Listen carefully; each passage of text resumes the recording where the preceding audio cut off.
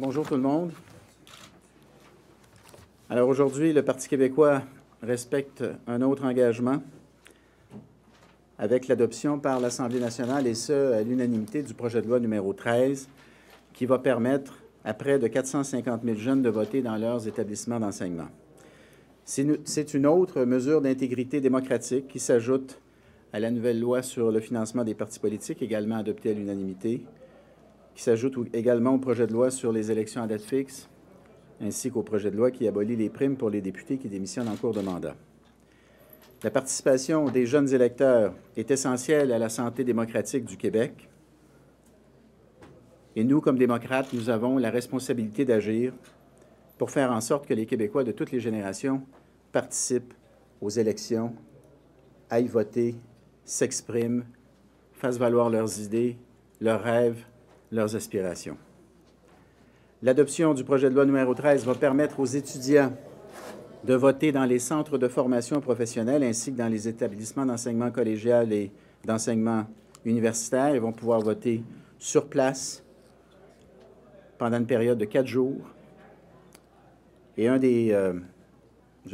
des nouveautés qui nous rend très, très fiers, c'est le fait que non seulement ils vont pouvoir voter sur leur lieu d'études, mais ils vont pouvoir voter également pour des candidats ou des candidates dans leur comté d'origine. Donc, les jeunes qui doivent quitter leur patelin d'origine, qui doivent quitter leur coin de pays pour aller étudier à l'extérieur, vont garder un lien. Ceux qui sont attachés à leur coin de pays vont pouvoir voter pour des candidats de leur coin, qui sont évidemment des candidats qui, dans certains cas, vont être des figures connues, des gens qu'ils auront côtoyés, donc ils vont les connaître. Et puis c'est une façon également de garder, je dirais, le lien d'attachement entre les jeunes et puis leur communauté d'origine. En faisant voter le projet de loi 13, en le faisant adopter à l'unanimité, ce que l'on dit aux jeunes, c'est que vous faites partie de notre démocratie, vous êtes une partie essentielle de notre démocratie. Et là, ce qu'on fait, c'est qu'on approche le bureau de scrutin de vous pour que vous puissiez vous rapprocher de votre démocratie, pour que vous puissiez donc vous exprimer en très grand nombre, on l'espère, lors des scrutins à venir. Et vous le savez, le député qui est juste à ma gauche a travaillé aussi avec beaucoup d'ardeur puis de constance sur ce projet de loi-là. Et je vous cède la parole, mon cher Léo, sans plus tarder. Merci beaucoup, M. Drainville. Donc, une des motivations de mon engagement politique était de rapprocher les jeunes de la politique québécoise, parce que je me suis rendu compte qu'un fossé important s'est creusé entre notre génération et les gouvernants et l'administration gouvernementale en général. Et certes, le projet de loi 13 ne permettra pas de régler l'ensemble de cette problématique, mais il s'agit, je pense, d'une première pelletée de terre qui permettra de remplir ce fossé qui sépare une partie de la jeunesse québécoise du gouvernement du Québec et de l'exercice démocratique. On a constaté lors de l'élection électorale de 2008 un phénomène inquiétant de décrochage démocratique chez les jeunes, où le taux de participation est allé à un bas historique de près de 36 %. Ce taux a grandement augmenté lors de l'élection de 2012 à 60 % et je suis convaincu que ce projet de loi 13, qui vise à instaurer des bureaux de scrutin dans les maisons d'enseignement que sont les cégeps, les universités et les centres de formation professionnelle, permettra de pérenniser, même d'augmenter ce taux de participation chez les jeunes. Donc, je pense qu'avec ce projet de loi qui vient d'être adopté à l'unanimité par l'Assemblée nationale, on a mis à la disposition des jeunes l'ensemble des outils dont ils ont besoin pour exercer de manière facile leur droit de vote. Maintenant, la balle est également dans le camp des partis politiques. Nous devons nous assurer de prendre des engagements, de mener des campagnes électorales qui vont susciter l'intérêt, qui vont susciter la participation des jeunes. Mais je suis très fier d'avoir participé à ce premier exercice parlementaire complet pour ma part et j'espère que ce sera le début, bien sûr, d'une suite de projets qui permettront véritablement de souder peut-être ce lien qui a été un peu brisé entre les générations. Cela étant dit, alors on se félicite du fait que tous les partis politiques aient voté pour le projet de loi numéro 13.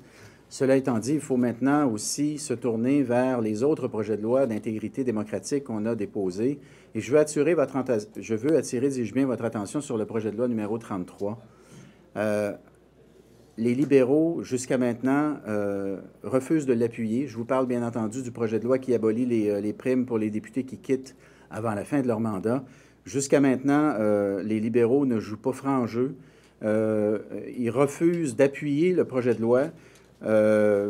En fait, leur position jusqu'à maintenant, c'est que ce projet de loi 33 est inacceptable. Nous, on trouve ça extrêmement dommageable. Et je dirais assez... D'abord, c'est dommageable pour le lien de confiance, parce que nous, on essaie par ce projet de loi-là, comme par d'autres projets de loi, on essaie de rétablir le lien de confiance entre les électeurs puis les partis politiques. Et les libéraux ont beaucoup fait pour je dirais, nuire ou fragiliser le lien de confiance entre les électeurs puis la classe politique. Ils ont beaucoup contribué au cynisme, ils ont beaucoup contribué à créer énormément de suspicions, puis de... Regardez tous les scandales auxquels ils ont été associés ces dernières années.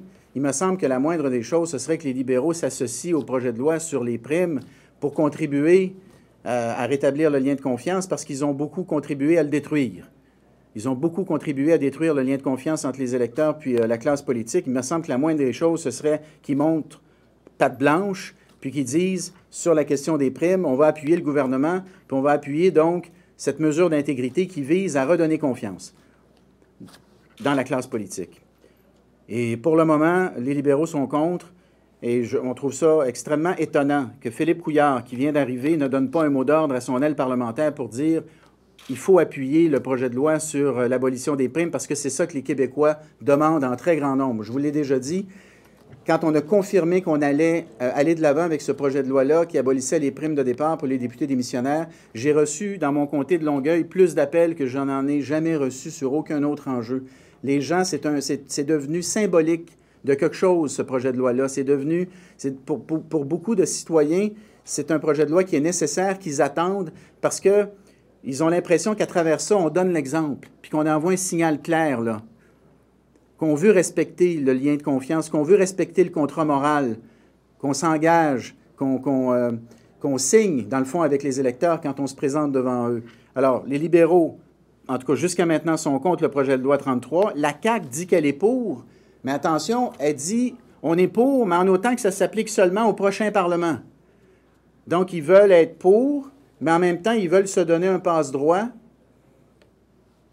pour les députés qui siègent présentement au Parlement. Une clause orphelin. Appelez ça comme vous voudrez. Alors, les libéraux sont contre, les caquistes disent qu'ils sont pour, mais dans le fond, ils disent oui, mais pour les prochains, pas pour nous. Alors que nous, au Parti québécois, c'est un engagement ferme qu'on a pris. On veut que les primes soient abolies le plus rapidement possible, puis on veut qu'un député qui quitte sans raison valable ne puisse toucher sa prime. Donc, je termine là-dessus.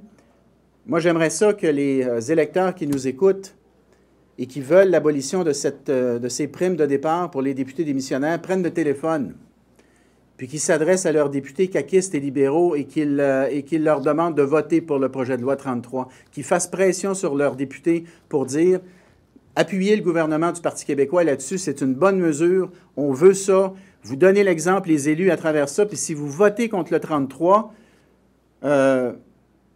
vous brisez le contrat moral que vous vous étiez engagé à respecter quand vous vous êtes présenté devant nous. Vous aviez dit que vous alliez servir pendant 4 ans. Si vous partez après 2 ou après 3, vous ne devriez pas être récompensé pour ça. Et j'espère qu'à travers vous, cet appel sera entendu. Merci. Il y en demeure pas moins que le projet de loi 33 pourrait être adopté là, avec les conditions de la CAQ. Parce que, bon, c'est temporaire, là, finalement. C'est jusqu'aux prochaines élections, si je comprends bien. Nous, on propose que les primes soient abolies dès maintenant. On propose que dès que le projet de loi est voté, les primes de départ pour les députés démissionnaires, ceux qui quittent sans raison valable, on propose que ce soit terminé, cela. Là. Mais à partir de la prochaine élection, ce serait terminé. Pour ce qui est des caquistes. Mais encore faut-il que les libéraux laissent sortir le projet de loi de la Chambre. Encore faut-il que les libéraux acceptent de nous laisser voter sur le principe. Or, ce qu'ils ont fait jusqu'à maintenant, et ce qu'ils se proposent de faire selon toute vraisemblance, c'est de parler et de ne pas permettre que le projet de loi sorte du Parlement pour aller en commission parlementaire. Ils filibustent. Vous connaissez la stratégie. Les libéraux, actuellement, non seulement ils sont contre, mais il nous empêche d'aller de l'avant avec le projet de loi. Il pourra au moins nous permettre de le sortir du Parlement. On pourrait voter le principe, effectivement, avec la CAQ, puis après ça, on discutera en commission parlementaire. Moi, je continue de penser que la position de la CAQ n'est pas défendable. Je pense que François Legault aurait intérêt à reviser sa position là-dessus. Lui, le grand défenseur de l'intérêt des contribuables, là, où est-ce qu'il est, là? Le grand défenseur de l'intérêt des contribuables, quand c'est le temps de mettre fin à des primes qui ne sont pas raisonnables, puis auxquelles on ne devrait plus avoir droit. Il est où, Legault, là-dessus? Puis Couillard, même affaire. Moi, quand j'entends dire, là, c'est parce qu'il pourrait avoir besoin d'un député qui cède sa place pour qu'il, lui, rentre au Parlement, puis là, il n'y aura pas de députés qui vont céder sa place parce qu'il n'y aura pas sa prime. Hey, ils ont collecté comme des malades, les libéraux, là. S'ils n'ont pas les moyens de s'organiser pour gérer cette situation-là, à même leurs finances de parti, je veux dire, ils ont les moyens de garder Couillard comme chef à l'extérieur du Parlement. Ils doivent avoir les moyens de le faire entrer au Parlement. Alors, là-dessus, moi, je vous le dis, les Québécois vont être intraitables. Je suis convaincu de ça. On a la population avec nous là-dessus. Et moi, ce que je dis aux libéraux, c'est que si vous êtes contre, permettez au moins au projet de loi d'avancer plutôt que de le filibuster, de le retarder comme vous le faites présentement. Et j'invite la CAQ à revoir sa position, parce que je ne crois pas qu'elle est acceptable. Est-ce qu'il n'y a pas un peu de vérité quand même dans la position de la CAQ qui dit qu'on ne peut pas modifier en cours de route, contre, entre guillemets, des députés, leurs conditions de travail? Ceux qui se sont lancés en politique lors des dernières élections l'ont fait parce qu'il y avait certaines conditions qui étaient rattachées à ça. Là, on ne peut pas modifier en cours de route le contrat de travail. Mieux vaut patienter jusqu'à la prochaine élection. Est-ce que c'est urgent à ce point-là d'adopter ce projet? Oui, c'est urgent à ce point-là. Oui, c'est urgent à ce point-là. C'est le genre de mesure qui énerve le monde. Ils sont tannés de ça. Ils sont tannés, ils ont l'impression qu'on se donne des conditions qui n'ont pas de bon sens. Et ce qu'on dit, nous, c'est qu'il faut donner l'exemple.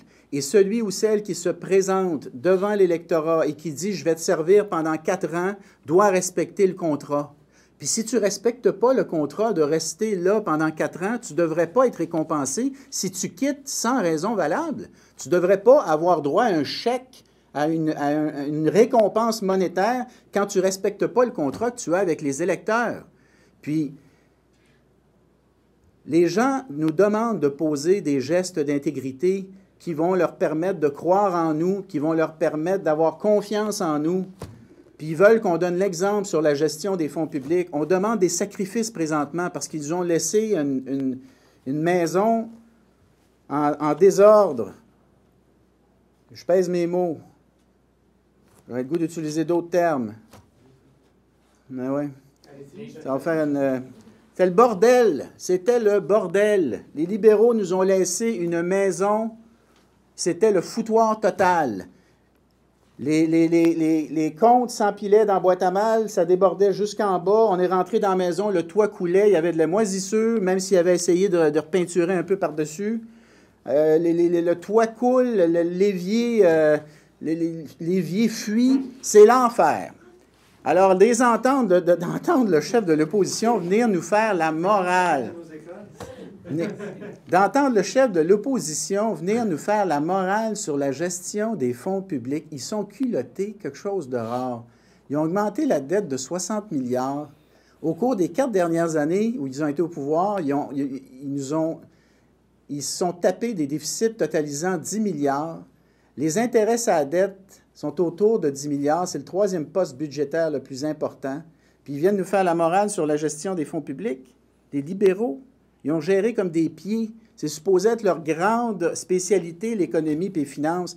Ils sont nuls pour ce qui est de la gestion. Ils nous ont laissé un foutoir. Puis là, on essaye de retaper la maison, tranquillement, pas vite, avec les moyens qu'on a, avec l'argent qui arrive.